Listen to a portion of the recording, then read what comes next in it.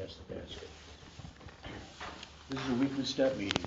Our format is as follows. The speaker is asked to talk for 25 to 30 minutes on a step of that week, followed by discussion or questions until 7 p.m. You can find these weekly meetings on our YouTube page, the Conscious Contact Speaker Group of Doylestown. Don't forget to smash the like button, subscribe, and share.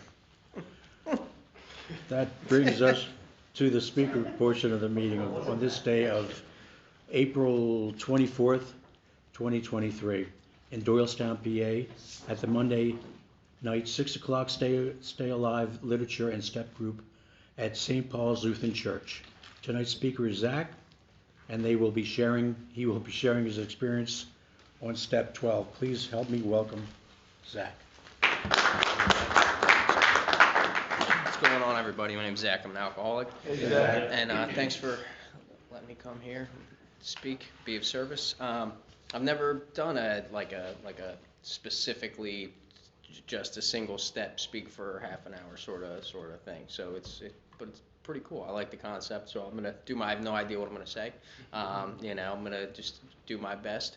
One of the nice things I like about being able to speak today is that it's a lot of when you just sort of let God do things, a lot of the weight gets lifted off of my shoulders of what I've got to say, what I've got to do, all that. I spent a lot of time sort of just around AA, not actively involved in the work, not sponsoring other guys, not being involved with the sponsor myself, just sort of parroting what I heard other people say at meetings, and then I'd get asked to speak because I'd listen to, I'd be listening to some, I'd be like, oh, that's good, I'm gonna, use that at the next one that I go to, sort of deal. And then I'd spend the whole day just like, what am I gonna wear? What kind of shoes am I? That's what I'm concerned about, when I'm coming, because my head's so crazy. That's what I'm like worried about. It's like, oh, what am I gonna say? Whereas today, much easier, when I get a text in the morning like, hey, can you speak at a 6 o'clock meeting tonight? It's like, yeah, and then I go to work, I go about the rest of my day, and whatever's gonna happen is in God's hands. So step 12. I'm really blessed. I'm really fortunate. The sponsor that I had when he first started taking me through this work, he was really, really clear from the very beginning. He didn't do a lot of coddling. He didn't do, a lot of like, let's talk about your feelings, stuff like this. He was very direct and clear of what the solution to this problem was, and why I was sort of doing the work that I was doing. And he made that clear that the solution was helping other people, and that's what this whole thing was about. From the very beginning, doctor's opinion, when you're reading it, before you've even got introduced to Bill, before you've gotten into any of the steps, alcohol, any of that, it starts to bring up the solution, the real solution to this problem. There's an altruistic movement moving up among these people, and so I'm very blessed today to sort of be in that position and have him, because I spent a long time thinking that the alcohol was the problem, or that the drugs were the problem. This is the issue that I'm dealing with, and that just wasn't the case. I was blessed to meet a man who was armed with the facts about himself, who told me that I, in fact, was my own, problem, and that by removing me from the equation, things started to sort of get better. When I stopped making my life about who I am, me, all of a sudden things start to change. When I direct my focus towards other people, when I direct my focus towards how I can be of service, how I can help, start doing that, and not how I feel about the situation. Because when I start sitting there going like, do I want to do this? How do I feel about this? My whole life was just me, everything. Oh, this happened when I was a kid. Oh, I remember it was really funny. We were going over fears one day, and we were talking about sort of like our biggest fears and stuff like that. And I had sort of put out a situation that I was afraid of sort of happening. And that was that when I was drinking or even not drinking, at some point I might get into a car accident and kill somebody else while I was driving drunk or just sober. And how was I going to live with myself through that sort of situation? That was in my head. We were talking about sort of like, what are they called? Like when you reservations. That was one of that was like we're talking about reservations, and I was like, I just don't know what I'm gonna do like in that situation. My sponsor just like sort of sat back and he's like, let's really think about that fear and like everything you just said. Like, first of all, you've gone to like the worst possible thing that could happen, like catastrophized to the worst extent. Like you've gotten into this, you've done this terrible thing, killed somebody, a family, whatever the case.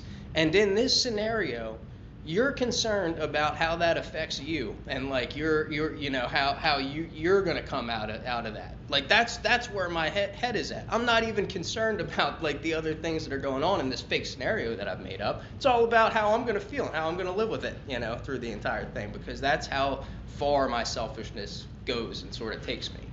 And it took a long time to realize that that's my true problem is selfishness and self-centeredness, and the solution to my problem, which is me, is to be, you know, get outside. That's how I get outside of myself today, you know, is to be of service to other people, to focus my attention on others. You know, one of the awesome things I got to learn while going through the rest of these steps, you know, is I'm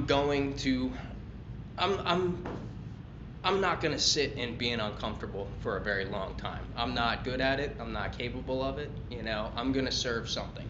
I'm going to do whatever I have to do to make me not feel uncomfortable. And when I'm sober and I'm not doing others, I'm uncomfortable. In my natural state, just nothing in me, you know, no steps, no AA. My natural state cover all my bases, all my needs. My life, you know, I've got the house, I've got the car, the job, the girlfriend, all those bases are covered, and I'm restless, irritable, and discontented. That's my baseline. That's how I go through life, just right there. And when that's my baseline, I don't do well with that. I'm gonna serve something. I'm gonna do something to get me out of that feeling, out of that uncomfortability, out of that restlessness, that irritability, and that discontentedness with my life. Fortunately, I was able to stick around long enough to realize that, you know, helping other people is one of the ways that you can do that. When the second I start to focus my attention on others, I'm not restless, irritable, and discontented anymore. One of the probably first examples I felt of that, I don't know about anybody else, I've always had a terrible time sleeping. You know, I can't sleep for anything. The wheels are 2 a.m. That's when the circus kicks into high gear. You know, that's when all the music starts and the voices and all that kind of stuff, and I'm just up tossing and turning. And so I remember when I didn't really drink around my family at all. I was like out of the house before I started really drinking, and I came home, you know, one day. My girlfriend had kicked me out, and I came home. Went to my parents' house. I was wasted, and I passed out on the couch, and my mom came down to check on me. She heard me snoring on the couch, and she goes, I get it. That's why he does it. I've never heard him do that. I've never heard him snore, you know, like on the couch. It's never happened. You know, he's up watching television at 3 o'clock in the morning, but he's not passed out snoring. So sleep was always rough, and I remember I was in this recovery house, maybe 2 months sober, going through some stuff, and here I am again, 2 months sober, you know, trying my best, but haven't really gotten through the entire process yet. Just doing my best, holding on for dear life, you know, to anything I can. At 2 a.m., circus is going. I'm wide awake. Doesn't look like any sleep's coming anytime soon.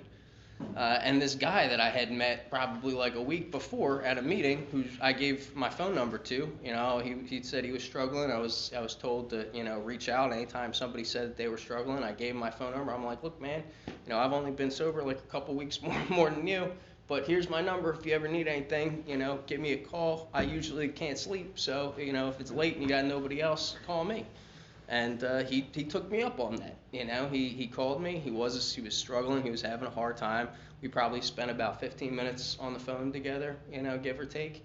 And then he hung up. I was out like a light probably 45 seconds after that. You know, all of a sudden, the second I got outside of myself, I focused my attention on somebody else, I had peace of mind for the first time, and I was able to just fall asleep. I wasn't sitting there worried about me and what I was going to do, what am I going to do about all these problems that I've caused for myself? I'm sleeping in this recovery house with 16 other guys. Like, how do I ever make it out of this?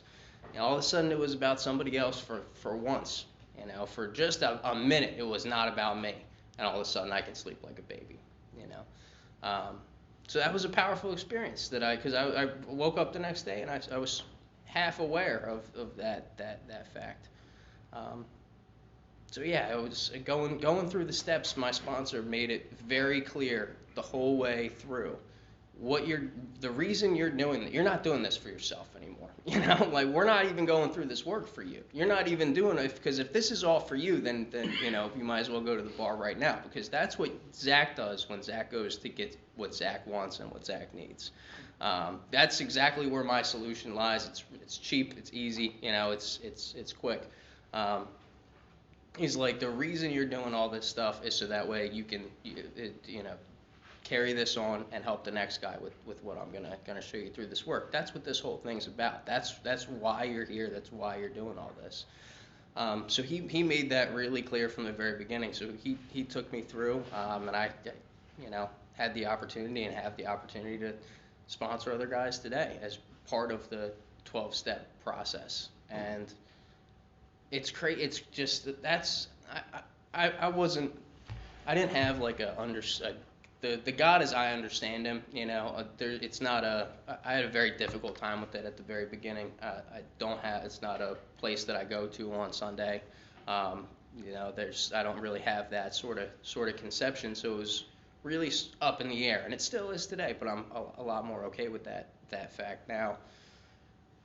But it was really apparent working through my life once I started sponsoring other guys, because I would, go to this random dude's basement. I'm trying my best, and me and him sit down, start reading the book together. He starts asking me questions, and I start saying stuff that I didn't even know. Like I'm sitting there talking to this guy after like 45 minutes. He's like, "Man, that's some great stuff." I'm like, "Yeah, I'm just hearing it for the first time myself. Like, I don't even know who this is that's talking to you right now. I didn't know this stuff." Like, it's that connection, that space between, someone hurting and someone trying to help them. That's where I feel God the most, right then and there.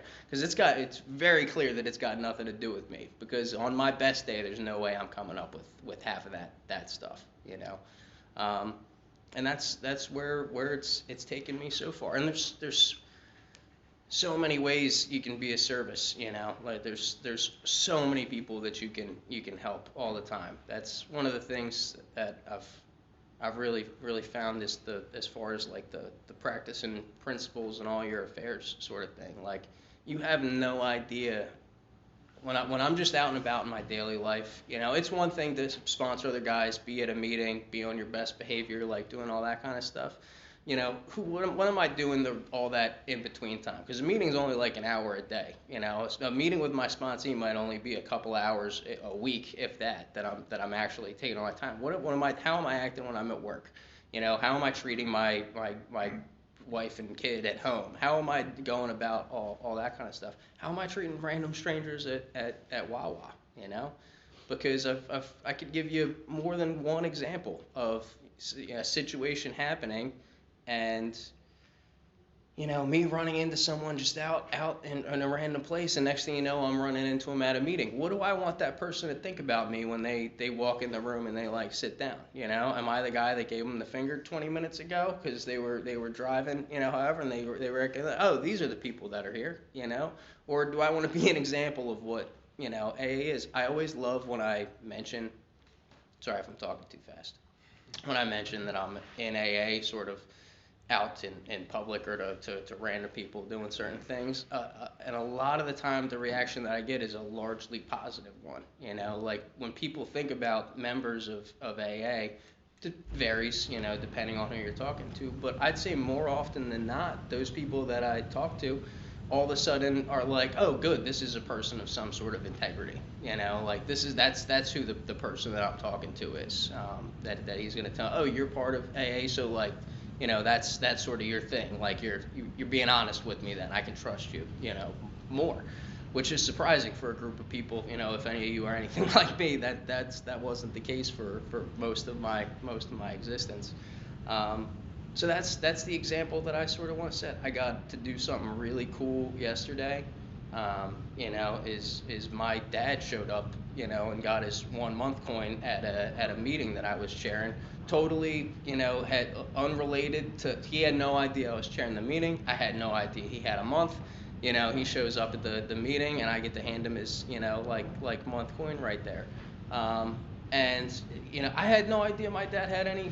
I don't even think he knew he had any sort of problems until like way later on in his life that started to it was clear he was a crazy person, but I had no idea he was an alcoholic. He was a workaholic and a million other things. And next thing you know, he's calling me like, hey, what's a good like one of these meetings if I wanted to like stop by one and like see what that's about, and I get to tell him today that's what that is. And I wouldn't have the opportunity to do that if I had showed up here for those 7 years and then I was still just a train wreck afterwards. Like my life was just a complete mess. My dad wouldn't be like, oh, well, what's Zach been doing? That's been working out for him real well. Like that wouldn't be his attitude towards the entire thing. So yeah, being able to get outside of myself by focusing my attention on others, that's where I think that my whole sort of solution lies, is one alcoholic helping another one. Meetings, there's a lot of great parts of AA. Meetings are awesome, like all that different kind of stuff, but the steps and one alcoholic helping another worked before AA even existed. That's sort of how it came into its existence, sort of starting with that 12th step. One alcoholic helping another one, and all of a sudden he realizes he feels a little bit better. There were no meetings for him to go to after that. What could he do? He was like, I got to find another alcoholic to help. That's what I got to do. That's the only way I can. He wasn't like, oh, I'm not feeling good, I got to get to a meeting. I got to do. He's like, I got to find somebody I can help, or else this ain't gonna work out. I got to find one as quick as I can. Is there a hospital around? Does someone need help somewhere? Because I'm not doing good, and the bar's right there. Meetings are great places to find people to help. Don't get me wrong. I would have had nowhere to go had they not existed. I'm not trying to talk down on meetings, but me going to tons of meetings never relieved me of my bondage of self. But me sitting down and trying to help somebody else without expecting anything back in return from him suddenly brought me a peace of mind that I could only have wished for in my wildest dreams, that I thought I was ever going to have anything like that. To say peace of mind was sounded like a superpower. That you could be at peace within your own skin. I could sit down and relax. That was never, didn't seem like it was ever in the cards for me, because it was all about me. If any of that made any sense, I really don't. I really don't even know what I just said, but I think that that's about all I got. So I appreciate it. Thanks, you guys.